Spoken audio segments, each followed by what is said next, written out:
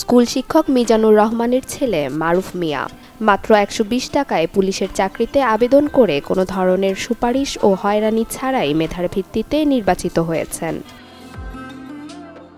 মারুফের মতো এমন আরও ৩৫ জন তরুণ-তরুণী এবছর লালমনিরহাটে মেধার ভিত্তিতে পুলিশে চাকরি পেয়েছেন।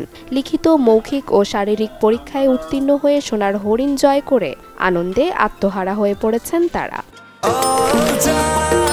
নিশ্চিন্তে খান স্বাস্থ্যকর অল টাইম পান, অল টাইম হেলদি লাইফ। আমি এর আগে পুলিশ কনস্টেবল নিয়োগ পরীক্ষায় গত বছরে ভাইবা পরীক্ষায় বাদ পড়ে যাই। তো আমি বাংলাদেশ পুলিশে ১২০ টাকায় অনলাইনে আবেদন করে পরীক্ষায় কৃতকার্য হই এবং এ পর্যন্ত আসতে পেরেছি। এ পর্যন্ত আসার কারণে আল্লাহর কাছে লাখো কোটি শুকরিয়া। আমি পুলিশের সার্কুলারে ১২০ টাকা দিয়ে আবেদন করেছিলাম।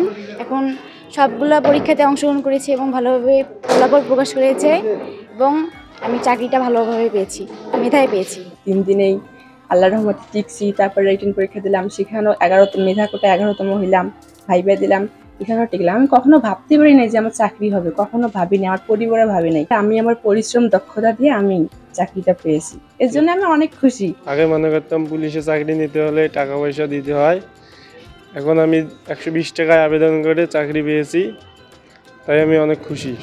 সন্তানের এমন সাফল্যে খুশি অভিভাবকরাও। সে ১২০ টাকায় উত্তীর্ণ হয় এবং সকল বিষয় পাস করে এবং ক্লিয়ার ভাবে সে ফিট। তাহলে তার একমাত্র টেস্ট আছে ঢাকায় আছে ভাইবা, এতে হলে তার মেডিকেল রিপোর্ট পাইলে তার চাকরি হয়ে যাবে। আমার ছেলে ১২০ টাকায় আবেদন করে সে পুলিশ কনস্টেবলে পরীক্ষায় উত্তীর্ণ হয়েছে।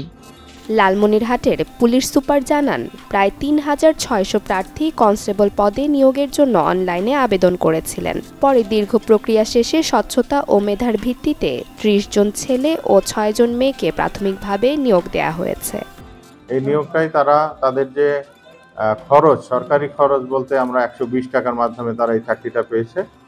এছাড়া অন্য কোনো তদবির বলেন বা অন্য যে কোনো বিষয়ে আমরা 100% নিরপেক্ষ, সততা এবং একনিষ্ঠের সাথে কাজ করেছি। এখানে যারা যোগ্য এবং মেধাবী তারাই চাকরি পেয়েছে। নির্বাচিত এসব প্রার্থীরা কোনো রকম অনিয়ম, দুর্নীতির আশ্রয় না নিয়ে নিঃস্বার্থভাবে দেশ ও দেশের মানুষের জন্য নিজেকে বিলিয়ে দিবে বলে আশা পুলিশ সুপারের। Desk report, channel 24।